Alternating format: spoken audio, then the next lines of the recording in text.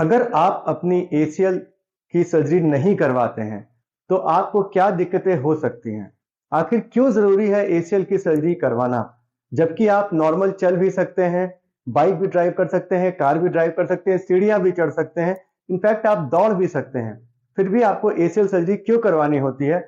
और अगर आपने एसीएल सर्जरी को नहीं करवाया, आपके पैर में लचक आती रही, तो आपको क्या-क्या प्रॉब्लम्स फ्यूचर में होने वाली हैं, उसके बारे में आज एक वीडियो आज हम बनाए हैं।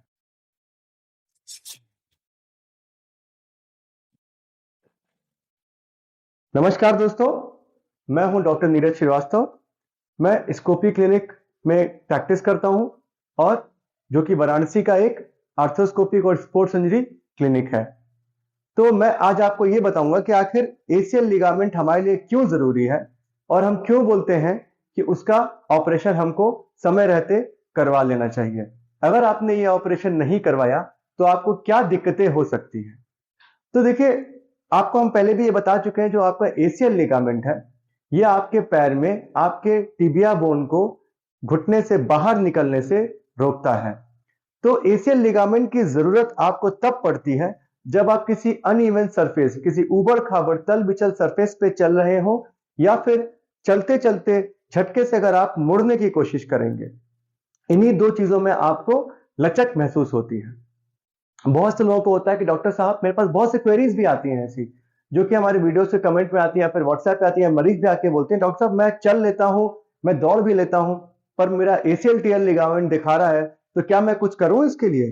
तो मुझे आपको ये बताना है कि अगर आपका एसीएल कंप्लीटली टॉर्न है, फिर भी आप एक मैराथन रेस जीत सकते हैं, क्योंकि उसके लिए आपको सीधी रेखा में दौड़ना है। तो अगर आपको सीधी रेखा में दौड़ना है और कोई भी उबड़ खबड़ सरफेस नहीं पड़नी है और आपको चलते चलते झटके से ट्विस्टिंग नहीं करनी है, तो आपको कोई भी दिक्कत नहीं होने वाली है।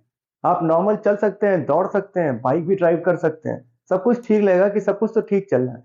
पर जहां भी आप कभी अपने पैर को थोड़ा सा टेढ़ा रखा आपने, या फिर आपके पैर के नीचे कोई कंकड़ पत्थर आया, या फिर उबड़ खाबड़ सरफेस आई और आपने ट्विस्टिंग की कोशिश की, या फिर अगर आप खिलाड़ी हैं, या फिर आप फौज में हैं, या फिर आप पुलिस में हैं, जिसमें कि आपको झटके से कोई भी एक्टिविटी करने की जरूरत पड़ी, आपको लगा कि आपका पैरा, जो आपका घुटना है वो घूम गया, वो है एसीएल के लक्षण। तो अगर ये लक्षण आए तो आपको सर्जरी चाहिए।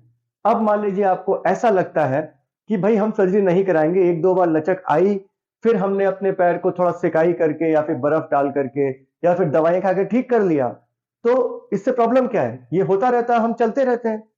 तो इससे प्रॉब्लम क्या होती है कि देखिए, जब आपके पैरों में इंस्टेबिलिटी आती है, तो जब आपका घुटना ऐसे लचकता है ना, तो आपके घुटने के बीच जो मेनिस्कस है, जो आपका कुशन है, जो आपकी गद्दी है, उसमें चोट पहुंचने के चांसेस होते हैं। तो बहुत से पेशेंट मैं ऐसे ऑपरेट करता हूं जिनको भी कभी 1 साल पहले एसीएल इंजरी हुई थी और उसके बाद एक दो बार तीन बार लचक आई, और उसके बाद वो पैर को सीधा करके 2-3 दिन रेस्ट करके दवा खा के फिर से अपने काम पे लौट गए। फिर एक बार क्या हुआ कि जो लचक आई उसमें उनका पैर लॉक हो गया, उसके बाद वो पैर सीधा नहीं हो रहा, मुड़ भी नहीं रहा है, दवा खाने से भी कोई फायदा नहीं हो रहा है। मतलब कि उनका मेनिस्कस का एक लार्ज बकेट हैंडल टियर हो गया।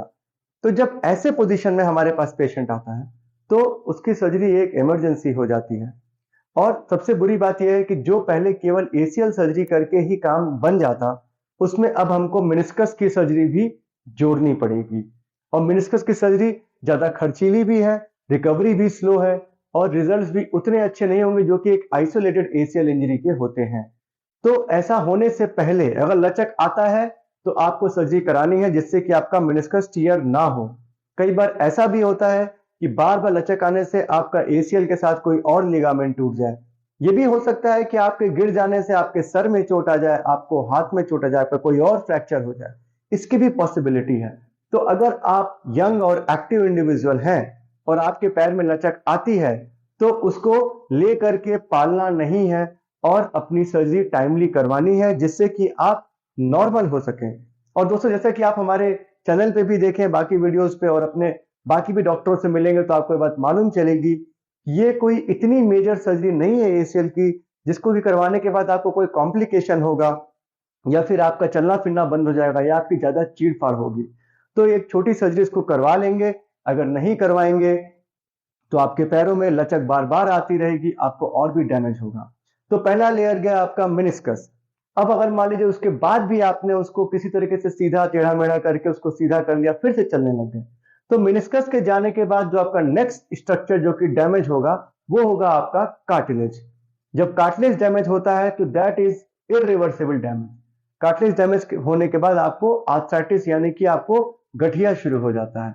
अगर आपको गठिया आ गया तो उसके बाद आपका एसीएल के ऑपरेशन के बाद भी आपको दर्द हमेशा के लिए रहने वाला है, क्योंकि इसको चेंज नहीं कर सकते।